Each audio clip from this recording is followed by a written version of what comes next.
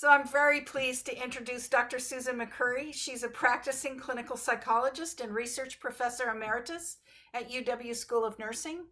She has 30 plus years of experience developing and conducting randomized controlled trials for older adults with physical and cognitive comorbidities and translating research findings to real world settings. She has also authored 2 books, When a Family Member Has Dementia and Treating Dementia in Context, that are focused on individuals with dementia, their families, and caregivers. Her research expertise includes assessment and treatment of sleep disturbances in older adults with comorbid medical conditions, including Alzheimer's disease, chronic pain, and menopausal vasomotor symptoms, and examination of the environment, behavioral, and psychosocial factors, including sleep, associated with successful physical and cognitive aging. Dr. McCurry is currently co-lead on a grant examining the impact of sleep, sedentary behavior, and physical activity across the 24-hour cycle on healthy aging and dementia risk. And she has tremendous expertise to share with us today on sleep, aging, and dementia. Welcome, Dr. McCurry. Thank you so very much, and thank all of you for your great patience here with the technology troubles. These are my presentation objectives. I'm going to be talking about sleep and dementia, but in the context of how that fits with normal sleep and other common primary sleep disorders, and how aging and cognitive decline impact sleep. And then I'm going to be making very practical recommendations of things that you can suggest to your clients to help improve their sleep or your own, but particularly for people with cognitive decline. And with regards to the 4 M's, really my talk's going to focus on mentation and what matters. So sleep is really good. We all know that, except when it's not. So these are some actual quotations from family members living with someone with dementia when I ask them in past studies, what's the most troubling nighttime behavior your family member had in the past month?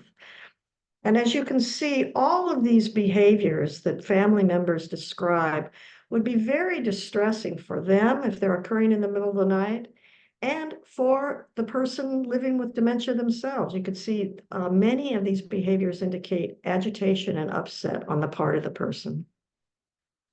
So in the world of dementia, there's really 4 main categories of sleep difficulties.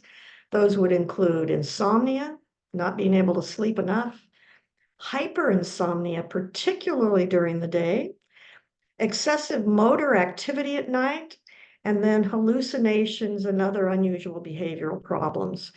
And I think of those as being distinct from sundowning behaviors, which are really increasingly viewed as more of a circadian disturbance. So this is a fairly old slide, but it exemplifies something that's turned out to be true in the long run. If you look at, say, different categories of sleep problems, the person sleeping too much, person with cognitive impairment, they're getting up too early, they're waking the caregiver, they won't get up in the morning, they have nightmares, sleep too little. These difficulties kind of go down in frequency, with sleeping too much, getting up, waking the caregiver being the most common. But not all sleep problems have equal impact on the family member who may be living with them. So if someone's sleeping too much or getting up too early, family members, they're not too bothered by that. But when they're being awakened at night, when the person is sleeping during the day and awake all night, when the person won't get up or are sleeping too little, having nightmares, these are very disturbing to the family members. So the main takeaway from these first couple of slides is to understand that sleep problems in older adults with dementia are complex. It's not just one thing, and they take many different forms. They impact caregivers in different ways, and we're going to go on to see they have multiple etiologies. So question is, what is sleep anyway? Some of you who are listening to this talk may be quite familiar with the physiology and psychology of sleep. We know that it's essential behavior, but most people don't actually know very much about it, even though every one of us sleep every day. So I just want to briefly talk you through what is sleep, because that provides the foundation for understanding some of the recommendations, the behavioral recommendations for managing sleep disturbances. So there's two main physiological processes that underlie sleep regulation. One is the homeostatic process, which means your sleep drive. So if you wake up in the morning after a good night's sleep, you don't want to lie down and take a nap 30 minutes later. Your sleep drive was dissipated during that night's sleep. But as the day goes along, it builds up, up, up, up, up, up, up. And about bedtime, sleep drive is high, which helps you fall asleep. And then you sleep, and then in the morning starts all over again. Homeostatic drive works hand in hand with the circadian rhythm, our 24-hour biological clock. This tendency to sleep varies as a function of what time of day or night it is over 24 hours. And in a perfect world, these two processes are working perfectly in sync, kind of like a four-man relay race. You know, sleep drive in the first part of the day helps keep us awake, but about halfway through the wake time period, your drive has started to build up again. You're starting to need sleep. And that's the point where our temperature, body temperature levels are the highest, melatonin is the lowest. So the baton goes to the circadian rhythm, helps us stay awake until bedtime. Then baton goes back to drive. We have a high need to sleep. We fall asleep, but about halfway through the night, our drive has been dissipated. And that's when our body temperature is dropping. The melatonin levels are rising to their highest point. And so that helps us stay asleep till morning. So in a perfect world, these two processes are working together. There are four main stages of sleep, conveniently called 1, 2, 3, 4, and REM, or rapid eye movement sleep. And everyone cycles through all of these every day. So we start out in stage 1 sleep, which is really a transitional stage, very light. You can wake up super easy from this stage. And in fact, if someone wakes you up in a sleep laboratory when you're in stage 1 and says, "Were you asleep?" chances are that person will say no. You drop down then into lighter sleep, stage 2 sleep, heart rate starts slowing down, respiration starts slowing down, and then drop down into stages 3 and 4 sleep.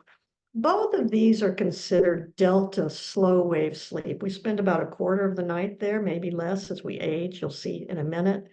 And these are the stages where our blood pressure, our body temperature are the lowest. It's very hard to wake someone out of deep sleep. Our breathing is rhythmic. And then from there, we go up into REM, or dreaming sleep. At this point, our body, everything is paralyzed except for our eyes moving under our eyelids and our respiration. We start to have increased heart rate, blood pressure. Our brain waves are very similar to those when we're in awake state. And then we cycle through and do it all again. So this is what this process that I just described to you a minute ago looks like in a normal, healthy, young adult. You start out awake and you drop down through stage 1, 2, 3 sleep. Maybe there's, some deep sleep here, and then you go up and you dream. And then you drop back down into deep sleep again, and you have another dream bout. And then you're alternating between REM and lighter sleep the rest of the night. And so that's kind of interesting, right? You're getting, in a prototypical way, most of your deeper sleep in that first quarter to third of the night. And our dream bouts get longer and longer as the night increases or passes, which is probably why we remember our dreams so much more vividly in the morning than we do at night. The thing about sleep is that sleep cannot be turned on and off like a light switch. And so this is part of the problem. There's a lot of attention paid to sleep these days, both for normal adults, young and old, and for people who have medical morbidities, including cognitive impairment.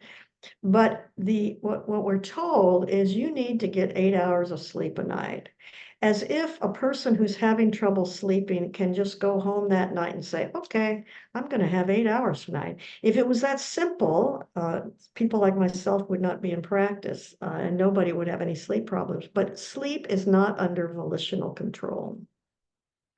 And there are many things over the lifespan as we age that impact our ability to go to sleep that make it more difficult to turn that switch and fall into sleep than even when we're younger. So some of these include, for example, this is someone who, this shows on the left side the number of minutes of sleep, and it shows decades of age across the age span. So you remember we talked about delta sleep, which is that stage 3, 4 slow wave sleep. When you're a baby, you're maybe getting a couple of hours of that a night. But look what happens as we start, the decades go by.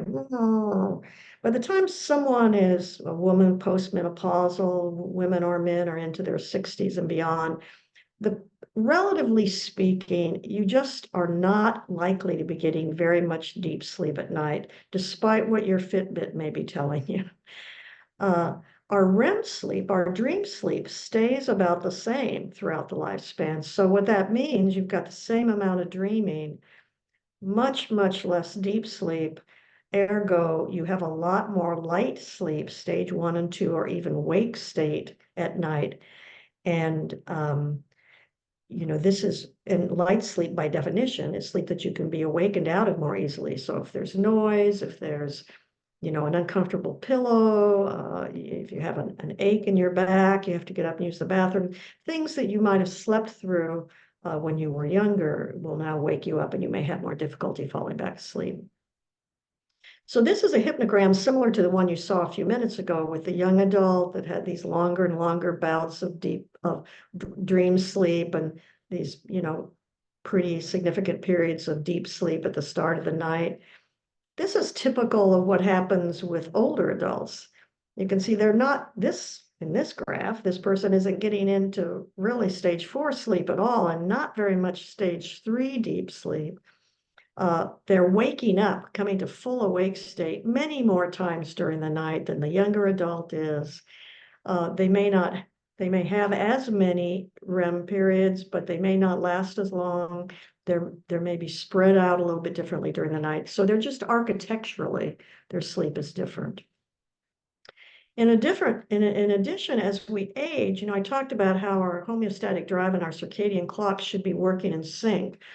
But our circadian clocks, our rhythms can shift. They can shift one way or they can shift the other. And with aging, it's very common that they advance, which means your biorhythm, your tendency to go to sleep starts at the earlier part of the night. So a person may have always gone to bed at 11, gotten up at 7, and now their body, their melatonin levels are rising, their temperature's dropping. Their body wants them to go to bed at 7, but they don't want to go to bed at 7. They want to go to bed at 11 because 11 is their bedtime. So they make themselves stay awake until 11, but then the body temperature starts rising, melatonin levels start dropping. Their body wants to wake up at 3 instead of at 7. And so that's sometimes part of the problem that's occurring when someone has these middle of the night awakenings and are never able to go back to sleep afterwards. So just a point to remember, older adults don't need less sleep than younger adults necessarily, but aging can reduce their ability to get the kind of quality and quantity of sleep that they want. So how does that relate to Alzheimer's disease or dementia? Research is increasingly showing there's a bi-directional relationship between sleep and Alzheimer's disease, particularly when you have circadian dysregulation or if you have sleep apnea on board. These things contribute to poor sleep and increase to an inflammatory response in the body, which can lead to many metabolic inflammatory disorders, but also can increase the accumulation of alpha beta and other Alzheimer's disease pathologies in the brain, which can then further disrupt circadian dysregulation. So there's an interaction that isn't completely or even well understood between sleep and Alzheimer's disease, but it's increasingly evident that there is one. We also know that when we're asleep at night, when we go into deep sleep, the cerebral spinal fluid increases in our brain like 65% and flushes out toxins that have accumulated during the day, including things like beta amyloid, which is associated with Alzheimer's. So by getting sufficient sleep, it may reduce the risk of getting Alzheimer's.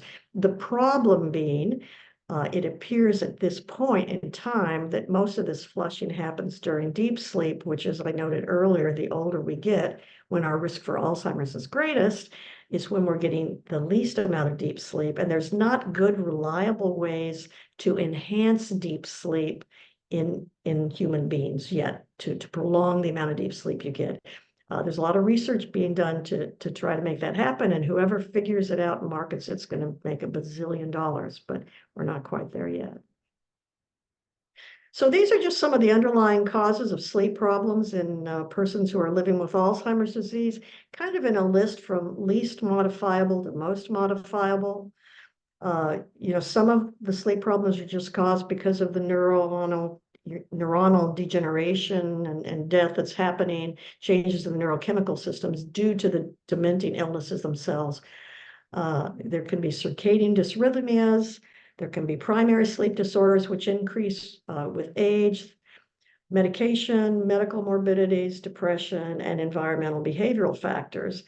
Obviously, as you go down this list, you have more control over these things.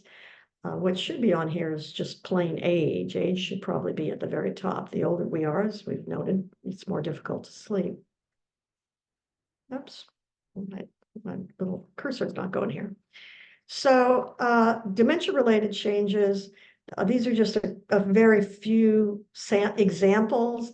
In Alzheimer's, again, as I said, there's lots of neurons that regulate circadian sleep-wake cycles and the suprachiasmatic nucleus, which is the body's internal clock, and their thermoregulatory processes. In Parkinson's disease, dementia with Lewy bodies, sleep problems are almost universal in people that have advanced Parkinson's, for all sorts of reasons. There are changes in the brain as well, but there's these tremors, muscle contractions and cramps, limb jerks, increased risk for nightmares, particularly for people who are on certain Parkinsonian medicines, daytime sleep attacks, vascular dementia. All of the major kinds of dementia are associated with sleep disruptions. As I said earlier, you can also, the fact that you have dementia, Alzheimer's disease, doesn't protect you from having sleep apnea or restless legs. People with Parkinson's disease are at increased risk for developing REM sleep behavior disorder. So these kinds of problems, which are treatable to some extent, depending upon the problem, can co-occur with insomnia and short sleeping and nighttime behaviors like we were looking at the very start of this talk. So you can have a multiplicity of causes that cause multiplicities of symptoms. Many drugs can worsen sleep, including cognitive enhancing medications for dementia. Many people are prescribed Aricept at night because of its sedating effects, but in fact, Aricept can also be quite stimulating for some people and can contribute to inability to sleep well. So it's always good if you're working with someone who's having sleep problems and they have neurocognitive difficulties, to take a look at their medications and see if it's possible some of the medicines are being given at night and might be contributing to the sleep problems. Insomnia is associated with hypertension, cardiac heart failure, diabetes, anxiety, and depression. Again, increased prevalence of these conditions of insomnia in the presence of these conditions. We talked about circadian dysrhythmia. This is an example of the circadian process. We saw that 24-hour cycle earlier when I talked about the processes. So here on the right is data from a wrist actigraph. Person wears it over a 7-week period. It measures movement, multi-axial movement, and these movements are then translated into an interpretation of sleep-wake. So the bright green indicates a person is awake, and no green or little green indicates sleeping periods, resting periods. And you can see in the normal older sleeper, it's pretty consistent. They're in bed trying to sleep, more or less around the same time every day, and they're awake up and moving about the same time the rest of the day. But here's an example of someone, these were actual people, a caregiver and a person living with dementia in one of my studies. And you can see how the person below who had Alzheimer's disease, basically, if they were not fully awake, they were moving around essentially all the time and catching their sleep probably in dozing off cat naps throughout the day with some, sleep bouts at night. So if you're the person living, if you're the spouse living with someone who's got an activity problem like this below figure, it's going to be very hard for you to get any sleep. And there's modifiable environmental behavioral causes. When I first started doing this work, I was reluctant to embark on it because I thought that in Alzheimer's disease and many other forms of dementia, the sleep difficulties were biologically driven by the neurodegenerative disease. But as I spent more time in the field, what I learned is that people with Alzheimer's and family caregivers can have as many bad habits and as many bad environments contributing to their sleep problems as someone who has normal cognition. They can also have too much noise in their sleep area, too much light, uncomfortable bed. They might be having the television on in their bedroom or surfing, their spouse, or they are surfing, the computer or the phone. They may be consuming alcohol. They may have pets jumping on the bed, wanting in and out during the night, or roommates. I had one person I worked with who the person with dementia was the target because they weren't sleeping. And it turned out the reason they weren't sleeping was because their wife was snoring quite loudly. She had untreated, undiagnosed sleep apnea. And once that was treated, the person with cognitive decline was able to sleep better because his wife was not waking him up all night. So again, points to remember. There are many physical and environmental risk factors that contribute to sleep problems in older adults, and these should all be considered as part of any sleep assessment and plan, including persons with dementia. So I include this slide just so you will have it for your information and your records. These are kind of the most common self-report questionnaires that are used by people that are working with individuals with sleep problems. Many of these have been used as proxy reports for where family members are reporting on the person they're caring for who has memory loss, who may not be able to reliably fill out one of these self-report questionnaires, but many of them have been used as proxy measures. And they assess the whole gamut of things we've been talking about, not only insomnia symptoms, but overall global sleep quality, fatigue, daytime sleepiness, beliefs and attitudes about sleep, depression, anxiety, and simple questions to try to assess undiagnosed primary sleep disorders like apnea and restless legs. This is a copy of something called the Sleep Disorders Inventory. It's available in the literature. And this was a questionnaire that was developed specifically for persons with Alzheimer's disease to be filled out by caregivers, either family or staff caregivers in residential care facilities. And so what it does is it asks for these 8 different nocturnal behaviors. Have they occurred in the past 2 weeks, yes or no? And if they have occurred, to rate the frequency, severity, and how distressing it is to the caregiver to have them. So if you're working with largely a cognitively impaired population and talking to family members about sleep, this questionnaire is a simple way to sort of get at what might be going on that's troubling the caregiver and the kinds of behaviors they're living with. It's very useful in any kind of sleep work with any population to get some sort of a daily sleep log. There are many sleep logs out there, and my experience over the years has been many of them are excellent, but they're really complicated. They can be confusing and take a while to fill out. And so guess what? People don't complete them. So this is an example of a sleep log that we're using in my current study that Barb mentioned, where we're looking at the 24-hour sleep activity cycle. And it's very simple. It basically is just asking, what time did you get up? What time did you go to bed? did you take the device off? In this case, people are wearing actigraphs, and they're also wearing something called an active PAL, which measures, it's put on their thighs with tape, water-resistant tape, and it measures when they stand or sit, as well as steps and physical activity. But the point being, keep your log as simple as possible if you want to enhance the likelihood that you'll get good data. And that's what this is saying, keep your questions brief, have very clear recommendations. It's good to practice filling out a log together with someone before you send home with it. If you're asking people to keep a log, you should review them regularly so people feel like the trouble they're going to keep them is worthwhile. And if you've got someone who's got cognitive impairment, they very well may need a family member or a staff person to help provide sleep diary reports. But be aware, caregiver reports aren't always perfectly reliable. If you've got a family caregiver who doesn't sleep in the same room as their spouse, for example, well, they're not necessarily going to know how many times they get up at night, or how much they were awake, or even what time they went to sleep or got up. And sometimes our research suggests that caregivers may over-exaggerate the severity of the sleep problems a person with dementia is having, because when it does happen, it is so distressing for them.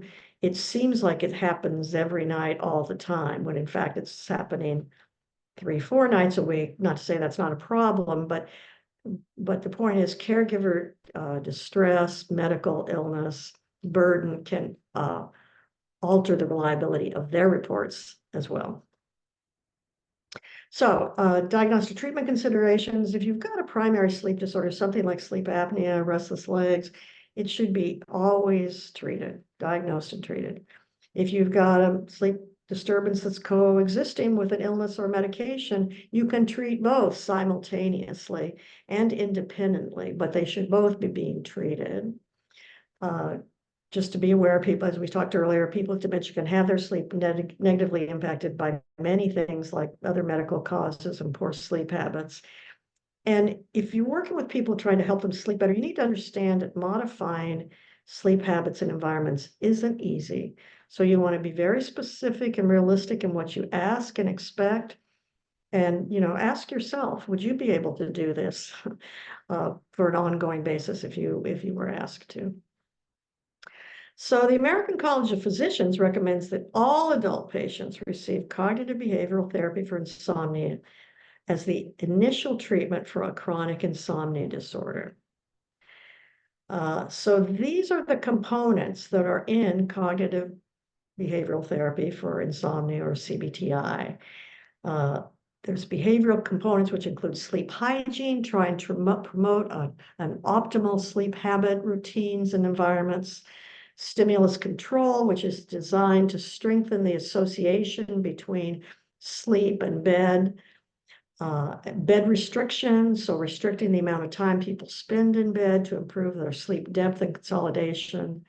Then there are cognitive components, cognitive therapy, to look at people's beliefs and attitudes about sleep, to use relaxation or mindfulness to reduce arousal and decrease anxiety. There are acceptance-based strategies, and there are circadian strategies to reset or reinforce biological rhythms with light and exercise.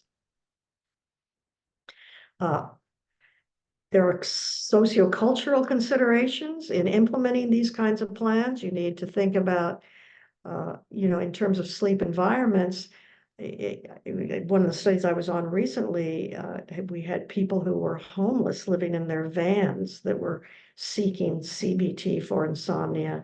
It's very hard to make many recommendations when someone has no control over things like light or noise in their environment, or they are in an unsafe or insecure housing situation.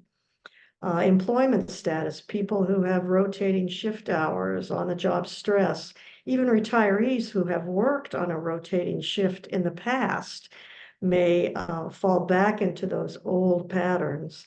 If you were working on a ship, night watch on a ship in the Navy for 30 years, and you get Alzheimer's disease, you may fall back into waking up so that you can go onto that night shift.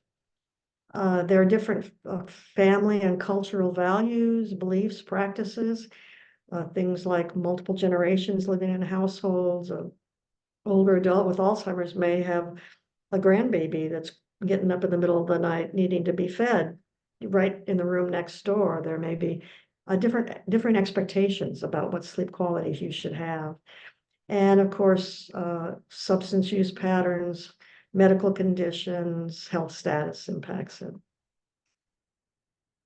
So lessons that I've learned over the years working using cognitive behavioral therapy for insomnia with normal aging is sometimes clients have unrealistic expectations. They think they're now 80 years old and they believe if they go through CBTI, they're going to sleep like they did when they were 24. They're going to fall asleep at night at 11 and sleep like a rock in a coma until they get up at 6 the next morning. And that's just really not realistic to expect.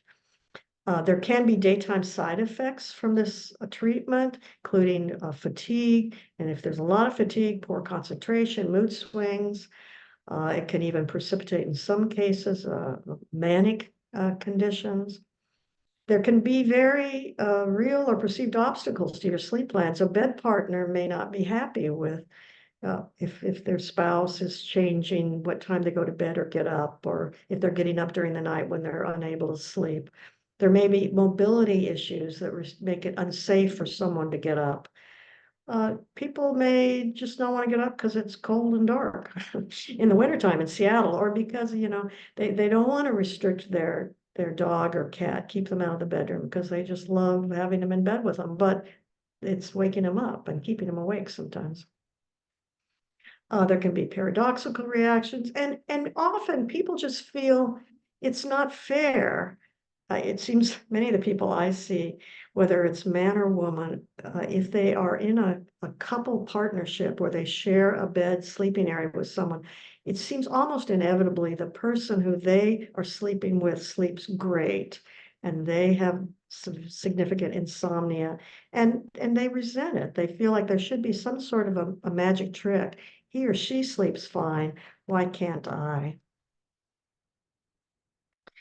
When you start talking about sleep with mild cognitive impairment, it's important to note that it's unlikely primary care providers are routinely talking to someone who's gotten a new MCI diagnosis about sleep. They talk about a lot of things, but they're not always bringing sleep up. And so it may not seem important to the client. I encourage my clients with new MCI diagnoses and providers I know who treat them or diagnose them to encourage people the day they get a diagnosis to set up a consistent bed rising schedule. And all the better if it can be associated with some sort of a regular exercise routine, because establishing that consistent routine, routine is your friend when you have a cognitive decline, and establishing that routine as early as possible we don't know this for a fact because it hasn't been tested, but may forestall the development of some of the, at least the circadian disruptions that we see in many people with dementia. Even in early stages of cognitive decline, you can have forgetfulness or executive dysfunction, planning, inability to follow through with things you say you're going to do that can impact your treatment action plans. So it becomes increasingly important to involve the bed partner, or at least the partner who may be in a different bedroom in behavioral plans. With a new mild cognitive impairment diagnosis, anxiety and depression are very common. They often accompany these diagnoses. Relaxation and mindfulness training, as well as pharmacological treatment for anxiety and depression, can be helpful in reducing the impact of these contributing factors to sleep disturbance. And then, as I mentioned earlier, to emphasize regular sleep-wake schedule, even if the person's not reporting sleep problems right now. So the question is, how can the kind of strategies I put that slide up for you on earlier, how can things like CBTI help people who have cognitive decline severe enough to be considered dementia? And the first thing I would say is that any intervention with sleep in persons who have a dementia diagnosis, it all starts with the caregiver and leads back to the caregiver. It just can't be implemented without caregiver support. So of the slides that I showed you before, these are the components that caregivers can help implement for persons with a major neurocognitive disorder like Alzheimer's disease, dementia. So you can improve sleep habits and environments. You can maybe not do sleep restriction the way it's done classically with CBTI, but you can help compress sleep, restrict the time that people spend in bed to try to improve their sleep depth and consolidation. Do it gradually. Having a good functional analysis, what we call the ABCs of dementia care, to identify what triggers, what might be waking a person up at night. And once they do wake up, what happens then that might be helping keep them awake as opposed to facilitating their returning back to sleep. This is something that's not part of normal CBTI, but is very useful in dealing with nocturnal sleep problems in persons with cognitive decline. The cognitive components, really the one that works most effectively is most realistic to implement with dementia is relaxation training.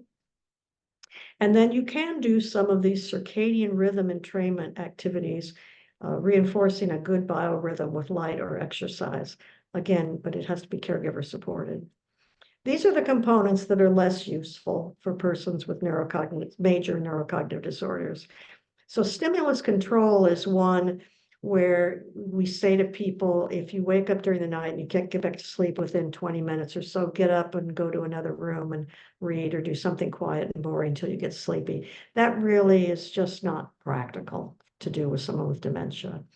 You're also not going to get into cognitive remediation. You're not going to be trying to get people to change their thoughts and beliefs about sleep that might be ineffective or unrealistic. You're not going to be working with them to not struggle so much to control their sleep.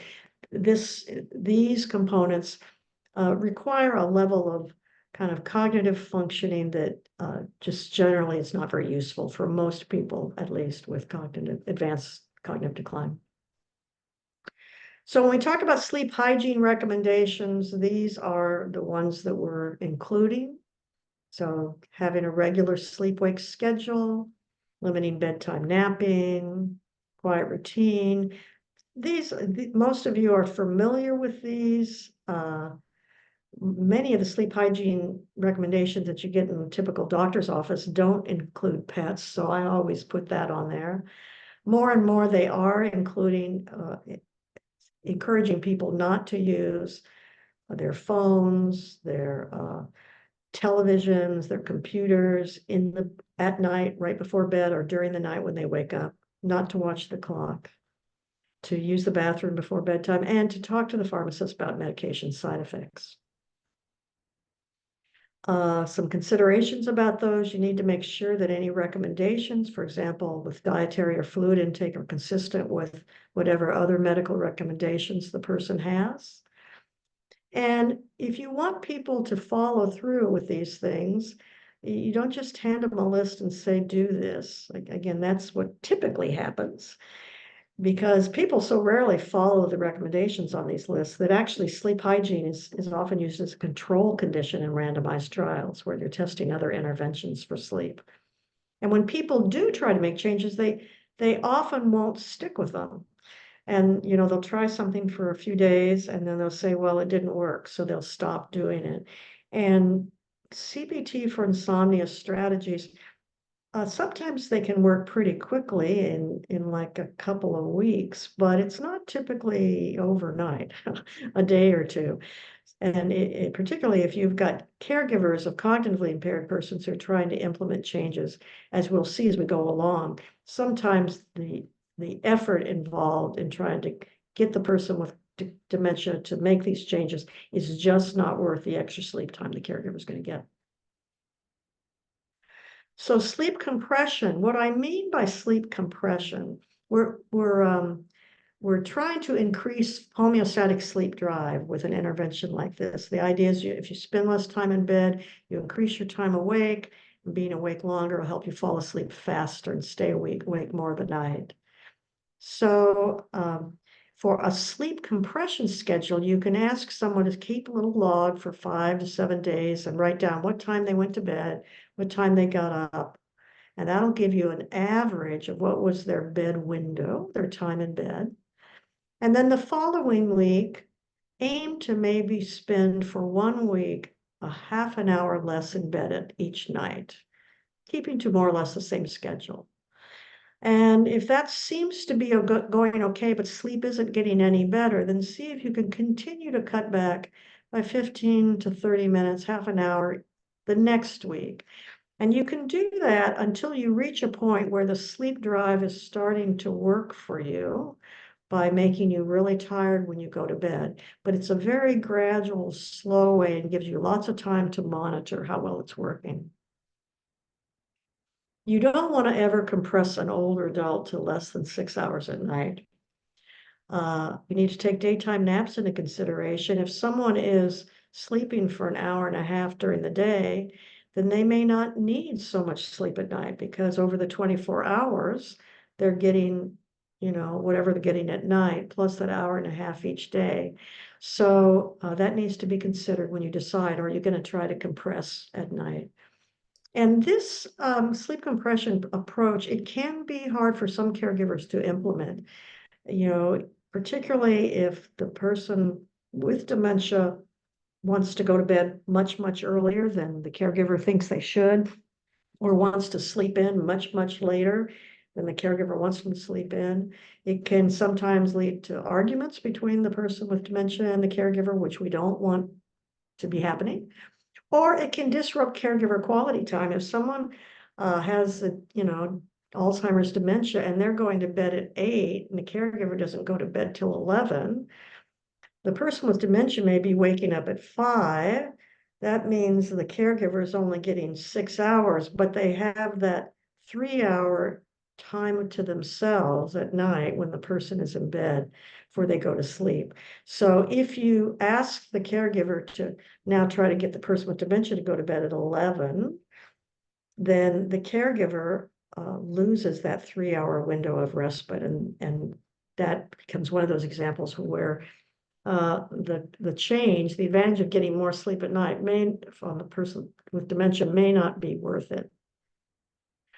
You don't want to use sleep compression for people who have conditions that can be exacerbated by sleepiness, including mania I mentioned earlier. And you need to really always monitor for any daytime side effects, sleepiness while driving, lack of safety using power tools, those kinds of things. We talked about the functional analysis. This basically, what you're saying, and those of you who have training in behavior analysis, this will be very familiar to you. You're asking, what was the person with dementia doing? Who was there? What happened? Where was it? When did it happen? So the person got up at 2 a.m. and tried to leave the house. Who was there? Well, the wife was there in the bedroom when they got up. It happened, when he got up was in the bedroom, but then they tried to leave the kitchen door. It was 2 a.m. So what happened right before the behavior? If that's not always easy to identify with nighttime behavioral disturbances because the caregiver is asleep. They don't know what happened. But sometimes you can sleuth it out, and sometimes you can figure out what happened earlier in the evening. Well, the nights that he gets up and tries to wander are the nights usually when the grandkids have come over and there's been a lot of excitement and kind of it's pleasant, but it's kind of confusing, disoriented, and maybe, they get to bed at a little bit different routine. Yeah, you notice that's worse. And if you can identify what happened before, you can possibly change that activator and reduce the likelihood of the problem occurring.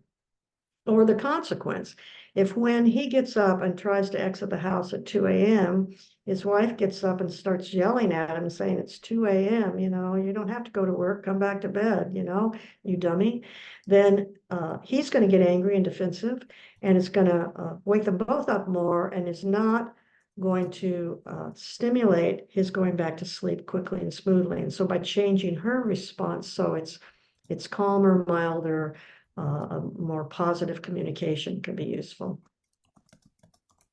So this is the way it works. If you change the activator, you can maybe prevent a behavior from occurring. If you change the consequences, you can maybe reduce how long the behavior lasts, how severe it is. You can also sometimes reduce the probability of occurring in the future, because sometimes responses, consequences actually reinforce a difficult behavior. The person wakes up and tries to leave, and the caregiver gets up and is trying to be very comforting and warm and friendly and offers them like a cup of warm milk, and they have a very cuddly, lovely time, and they're not doing that any other time during the day. That can actually inadvertently increase the likelihood of this happening. You can also think about what are kind of categories of common medical, interpersonal, environmental, or historical factors that might contribute to behaviors. So these are just some examples with sleep problems. Medical causes we've talked about already at length. We talked a little bit about interpersonal in the case of the caregiver who was snoring, or I guess that was probably more environmental. But sometimes interpersonal habits could be what has been the person's sleep habits in the past, and how do those fit with the person they're living with, the caregiver now. There could be boredom or loneliness. There could be caregiver habits that are influencing the sleep problems. Maybe the caregiver, when he or she wakes up, likes to pick up their phone and kind of surf through the text messages or the news, and the light is shining and it's reflecting in the eyes of the person dementia laying next to them. Historical past work routines. I mentioned person who's on shift work in the past. Some people are naturally owls or larks, although that can change with age. They may have always been a poor sleeper, and getting Alzheimer's disease doesn't improve that. And then there's many environmental factors. So just trying to think through what are all the possible things, some of which are not modifiable, historical factors you can't change, but some of which, the medical, interpersonal, environmental, are places where you could maybe make some changes and see if you can get an improvement. So this is just what a typical ABC problem-solving plan would look like for someone with sleep problems. Person's getting up and dressing in the middle of the night. They're alone. Maybe the daughter is in her room, or is in her separate room, so she's not in the caregiver's room. It's usually 3 or 4 in the morning.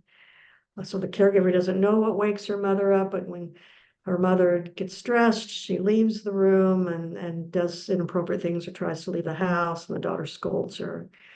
So this is an example of a kind of plan that we would have developed, with our caregivers, where we, would brainstorm, what changes could you make? Maybe eliminate daytime napping and early bedtime, hang a curtain in the hall so the mom doesn't see the outside door when she gets up, install a baby monitor so that the daughter could hear her mother get up and go in more quickly and intervene. And when she does get up to intervene, invite mom very nicely to come back to bed. Don't try to argue or explain why she shouldn't be up. Just try to redirect her back to bed. There's not good empirical evidence that relaxation, meditation, yoga can help sleep in people with dementia, but anecdotally, some dyads really enjoy doing them. If a person has a historical practice of prayer or using pleasant visual imagery, kind of building that into a routine can be soothing. It can also be a very pleasant event for the person with cognitive decline and the family member. Having a buffer zone between ending day activities and going to bed, kind of this little quiet routine. And there's good evidence that caregivers, if you can get them to embrace a mindfulness practice on a regular basis, it can really reduce stress levels and enhance their coping with dementia care. For strengthening circadian rhythms, it's good to try to set a consistent morning exposure to light and increase the time of light. Get people out outside whenever you can, or at the very least, open the household curtains and have them sit there regular so they're getting light during the day. If you get bright morning light regularly in the morning, it's going to tend to make your body want to go to bed earlier at night, whereas bright evening light will tend to make you want to fall asleep later. It's also useful to decrease nighttime lights. I mean, you want to have enough nighttime lights within the house that it's safe to find your way, you know, in the hallway or to the bathroom. You're not tripping or stumbling, stubbing your toe into things. But try to use bathroom night lights rather than overhead lights that are so glaring, or close the curtains to outside traffic and street lights. And again, avoiding screens. Things to consider: bright light therapy. So having a light box like used with seasonal affective disorder has been used to try to improve sleep in people with Alzheimer's disease. It is contraindicated in persons that have certain kinds of eye conditions or using medications, certain photosynthesizing medications. It can induce migraines in some people who have migraines, or mania in bipolar individuals, or in some cognitively impaired people can make them kind of agitated. The light, they really hate having that light, that bright light nearby. That you're not supposed to stare at it, but it becomes almost like a moth. They can't help but looking at it, and it gets them all agitated. It does have an energizing effect at night, so you don't want to use right up to bedtime. You need to stop it, an hour before bed, at least 30 minutes before bed. And the thing about bright light therapy, if you can set it up in a way that it fits in nicely with someone's lifestyle. So there's a bright light box and it's sitting on the kitchen table while the person has breakfast every morning at the same time. And they're not looking at the bright light box, it's sitting there, but they're looking at their cereal as they're eating, or their paper that they're looking through, sports page or whatever. So they're getting the light, but it's not effortful for them, and it kind of fits in nicely into the environment. That can, in some cases, be effective in helping stabilize person's circadian patterns. But the trouble is the benefits of bright light will decay once you stop using it. So it's not something that you can, use for a couple of months and then think, okay, we're fine now. Once you stop using it in a couple of weeks, any benefit that you derived from it may decline. If you do use a bright light box, you want to use full spectrum boxes, not the blue light therapy devices, which are designed to turn off melatonin production, but they can cause retinal damage, eye damage. Maybe the best way, however, with people with Alzheimer's disease, there was a paper that just came out very recently, and it talked about how just establishing very simple, healthy patterns for throughout the day that are healthy circadian patterns. So in the mornings, maybe have activities that support preserved cognitive, either reminiscence activities or photo sorting, something that a person's kind of doing that's pleasant, enjoyable, and making them think. And then maybe in the afternoon after lunch, having some physical activity that they're doing. And then in the evening, some sensory-based relaxation practices, that having consistently throughout the day, these different kinds of activity can help.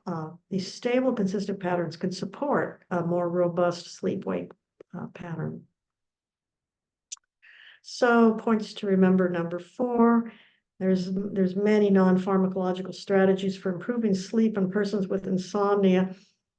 Compared to medications, these interventions have relatively few contraindications for their use, and they've all been validated in older adults, and there is some evidence, although less, for their efficacy in use with persons living with dementia. These are just a couple slides I'm barely going to even touch on describing. We did a couple of studies where we looked at physical activity, bright light exposure, and these kind of behavioral, but we called behavior management education, that had components of sleep hygiene, sleep compression, relaxation built into them. And we tested those in persons with Alzheimer's And what we found in the first study was that we got a nice significant reduction from about 12 to 7 awakenings a night at post-test in people in the active condition, which was a combination of walking, light, behavior management versus control. And we got a reduction in total wake time of, about an hour compared to control, which didn't show any changes.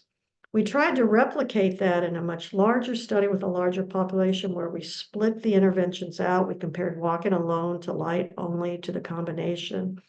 And again, at post-test found improvements in all 3 active conditions that were not different from one another. They were significantly different from control, but this is minutes reductions in wake time, and it wasn't as robust, as large of a reduction in wake time as we saw in the original pilot study, the smaller study. And in this larger trial, the improvements weren't really maintained at 6-month follow-up. So some of the interventions we took away from this study is one, you need to really personalize, individualize your treatment recommendations for people with cognitive impairment with dementia based upon what are the issues that they're having with sleep, what are caregiver preferences, what are your physical space, the walkability environment. There's no point in recommending someone walk every day if they're in a very hilly neighborhood with no sidewalks and poor lighting. It may not be safe. And to recognize that these behaviors occur in this larger inter and intrapersonal context. To remember that proxy reports about people who have Alzheimer's or dementia, that their reports about sleep aren't always reliable. They are impacted by caregiver characteristics. And really, if you can't have a person with dementia, if the intervention isn't helping them sleep an hour or more a night, it's just not meaningful. It's not worth the trouble for most people. Caregivers do often use caregiver sleep or time in bed as their own respite, and they can be reluctant to give it up. Keeping a person with dementia awake who wants to sleep can be challenging, and you're not going to want to do it if it's going to lead to conflict or put undue burden on the caregiver to be some sort of an activity director that has to be engaging the person in something every minute that they're awake that extra few hours. Keeping them asleep can also be challenging, particularly if the person is very inactive or napping during the day. Then that sleep drive isn't going to be as high at night, and it's going to be difficult to have them sleep throughout the night as long as a caregiver might want. So the question becomes for the caregiver, since all roads lead to them in intervening with sleep in persons with dementia, is it worth the effort? Is the caregiver getting some benefit out of the current pattern, even though the pattern has problems? Is there any way to make your recommendations pleasant and compatible with existing routines? And to note that sometimes caregivers say the person with dementia isn't sleeping, but actually that isn't the problem. The problem is the caregiver isn't sleeping. And those sleep difficulties may need to be treated independently from the person. And it's interesting to think about that. If a caregiver comes into the doctor's office and says, my husband has Alzheimer's and he doesn't sleep, our research would suggest some percentage of the time, if you were to actually monitor both parties using actigraphy, that the person with dementia is sleeping pretty good and the caregiver's sleep is poor. But the caregiver is attributing his or her sleep problems to the person with dementia. And so the physician may be prescribing medication to the wrong individual. I suspect that does happen sometimes. So you just have to really individualize your interventions for cognitively impaired individuals and caregivers. There's many contextual variables that impact efficacy and acceptability of these plans. So these are just a few miscellaneous resources. They are not specific at all to improving sleep in persons with dementia. They are useful if you have older adult clients and even people with mild cognitive impairment who are still pretty independent in their functioning. If you're interested in finding people who know how to do cognitive behavioral interventions, you can either go, there's an international directory that lists certain persons who are known to be credible CBTI providers in every state in the United States, as well as in many nations around the world. You can have people check their state psychological association webpage, and they usually have a find a psychologist search engine where you can request people who have sleep or specializations in sleep or aging. There's information that can be found on the American Association of Sleep Medicine Aging website that's useful. There are many sleep apps out there that people can do self-help CBTI, including I list the one by the VA because it's free since the feds built it. And you know it's been widely used throughout the VA system. So I think that's all I've got, and I've got about 15 minutes, I think, for questions. So I'm sorry I went through so quickly trying to cover all this material, and that I slowed us up at the start, but hope this has been useful. Um, it, the feedback would say it's been very, very useful, Dr. McCurry. I do have some questions already. Um, Sheila is asking about frequent sleeping during the day, even though we think the person has had good sleep at night. This person is falling asleep in front of the TV while reading, while listening to a boring conversation, and yet they think he's sleeping well at night. A recent oximetry test showed low oxygen levels several times during the night, about an hour of low oxygen. She's the caregiver for her husband with dementia, and he sleeps 11 p.m. to 7 or 8 a.m., but he still gets sleepy several times a day. Mm-hmm. So you might remember early on, I listed these different categories of sleep problems in dementia, and hypersomnia being one of them.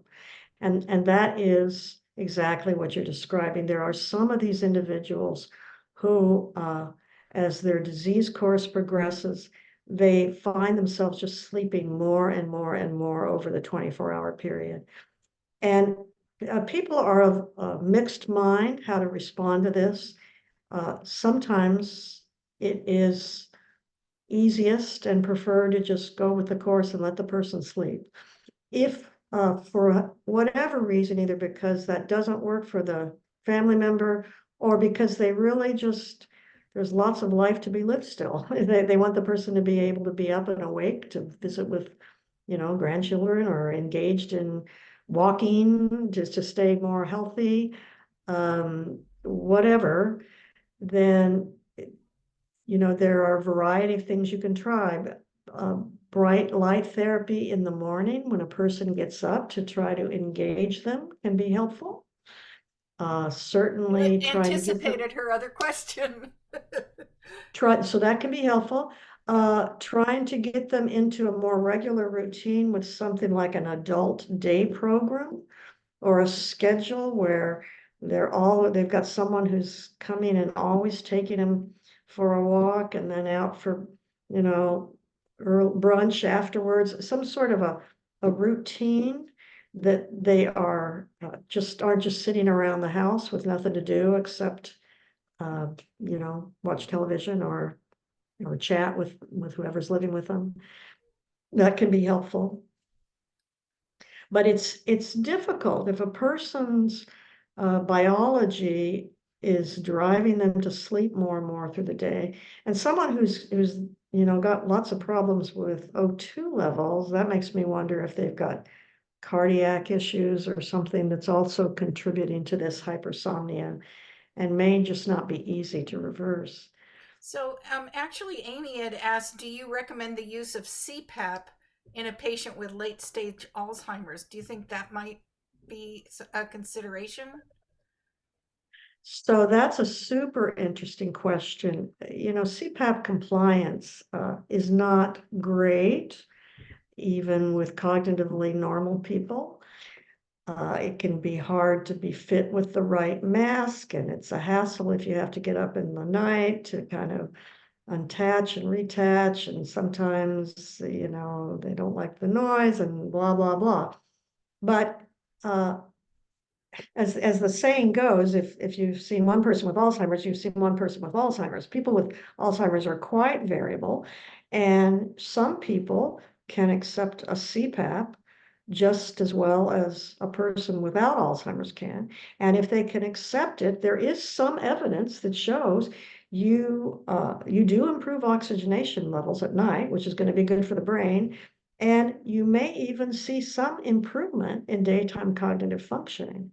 So the question is, again, is it worth the effort? Because, to go through the process to get the evaluation and are you eligible for a CPAP, and then to go through the fitting, and then to go through the transition time, getting used to it and finding out if it's not good, do you get a different method, is depending upon how easygoing the person with Alzheimer's is, they will be more or less willing to put up with this process. But if you've got someone who's pretty easygoing and agreeable, it can be useful. Any thoughts beyond what you've already offered about using a Kindle at bed? Is that problematic for circadian rhythm? Amy has an 88-year-old patient with MCI who still reads his Kindle in bed. Well, so here's the thing with the tablets. Tablets have evolved a lot over the years, and some of them have a night setting that essentially cuts out the blue light from the device and is a low level of illumination. And these kinds of devices don't seem to be as detrimental to sleep as the typical phone or computer or the older. So the question in my mind would be, is the person using a device that has these options to kind of go to the nighttime, no blue light, low level illumination for their reading? And if so, I wouldn't worry about it too much. If they don't have such a device, then maybe someone could get them one for, their birthday or something. Back to the napping issue, Sharon is wondering about limits for afternoon naps. Thoughts about the duration or weekly frequency, postprandial? What other strategies would you recommend to minimize afternoon naps? Sure. So that's another good question. All these are good questions. So traditional CBT for insomnia would say, don't nap. And if you have to nap, try to not nap after like 1, 2 at the latest in the afternoon, and limit your naps to 30 minutes or less. That's the traditional party line. But here's the thing, particularly with older adults, and this is going to be true with cognitively impaired people as well. There are people who, as they age, they no longer have the work requirements on their time. They fall into almost a bimodal sleep-wake pattern where they sleep an hour and a half or 2 every afternoon. It's about the same time of day. They lay down, they take their nap, and then, they sleep at night. And as I said earlier, if you're doing that, you need to expect that hour and a half, 2 hours during the day will likely take away from your need how many hours of sleep you need at night. But doing that in a consistent way, a daily nap, even a daily longer nap, is not necessarily bad for older adults, and sometimes can be good. Where it becomes problematic is where people, particularly with Alzheimer's, where they're kind of catnapping off and on throughout the day, or they fall asleep in the lounging chair after dinner watching Wheel of Fortune, and so they're sleeping for an hour, say 7 to 8, and then trying to go to bed at 9, and they may fall asleep, but they've pulled so much of their sleep drive away so close to bedtime that they're unlikely to stay asleep as long as they would otherwise. So it's a question of, is the person napping in a regular, consistent way, preferably earlier in the day? And is it okay that they're getting 6 hours at night instead of 8 because they're getting that other hour and a half to 2 during the day? Is it one of those kind of bimodal sleep patterns that's developing? Or is it more sort of they're just getting into the habit of snoozing off and on all day, or they're sleeping too close to bedtime and then they can't sleep and then they're up during the night and then that makes them sleepier during the day and they want to sleep more during in a worst case scenario, of course, it can cascade into a complete day-night reversal situation where they only sleep during the day and they're up all night.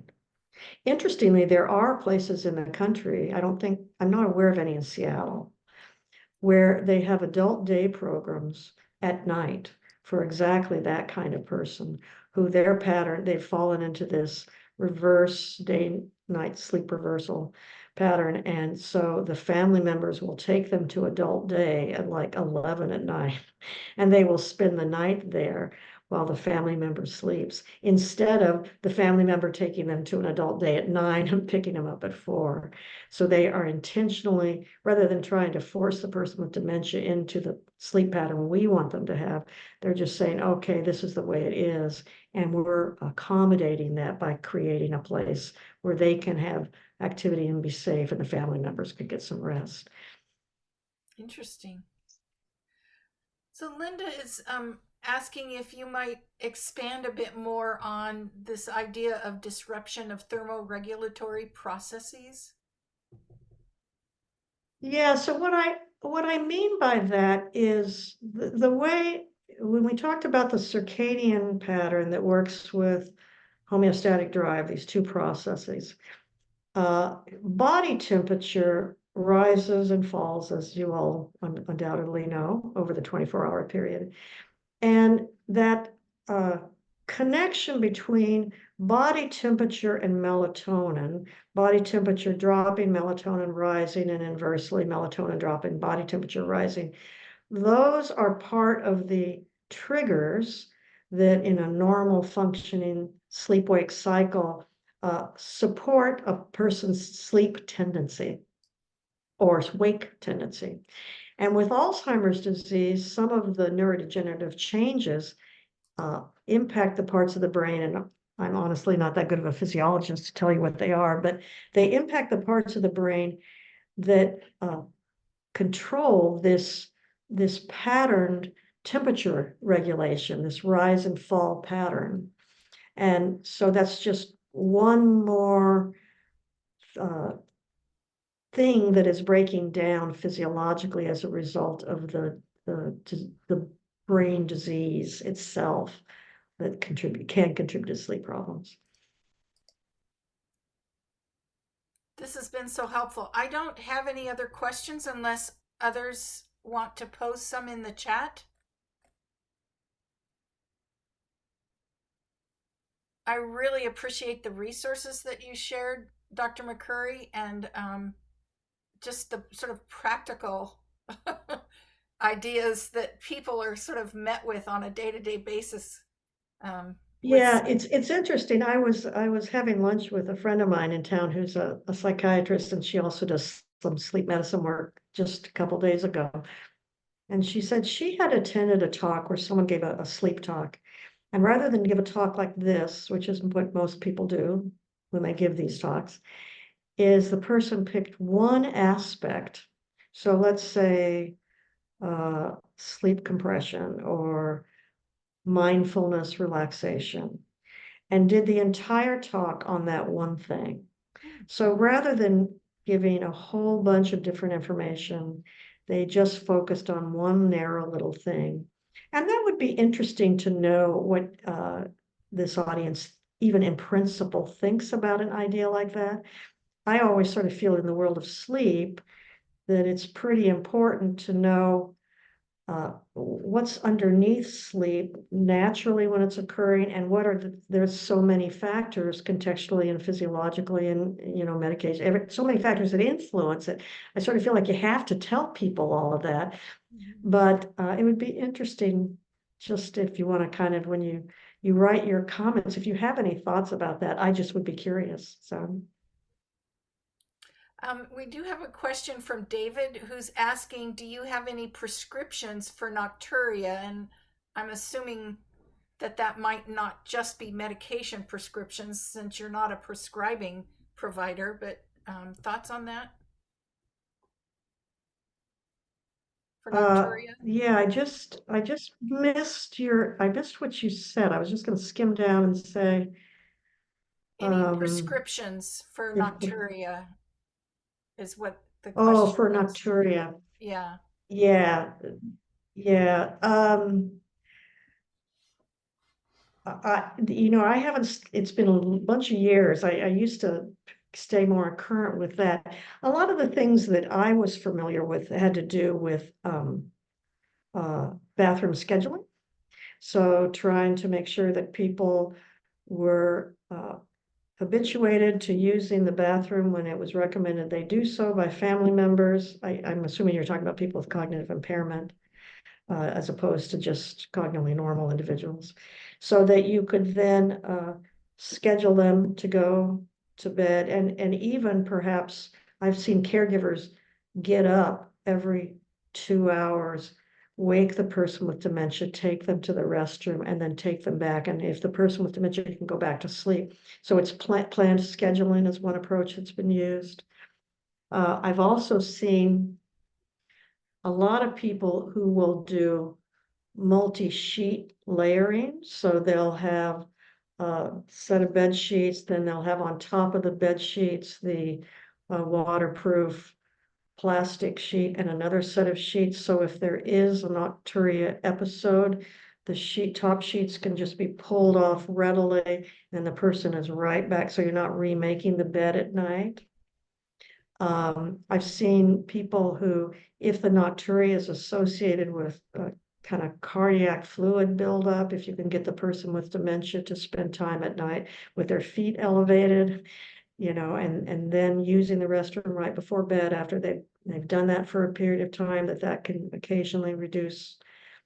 I think the medications for nocturia prevention, and I am not a prescriber, but my understanding is that they can increase risk for confusion, so they're not necessarily a go-to for people with dementia. Yeah.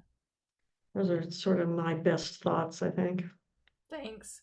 Michael is giving you some feedback on your question.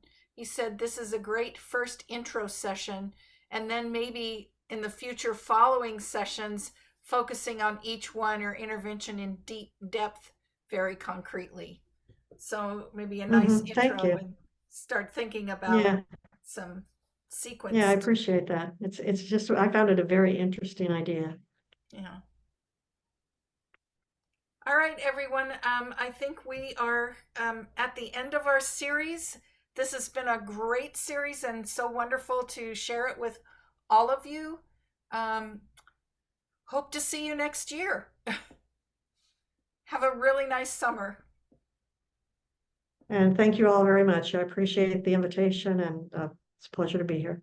Thanks for sharing your expertise, Dr. McCurry. Okay, bye-bye. Bye.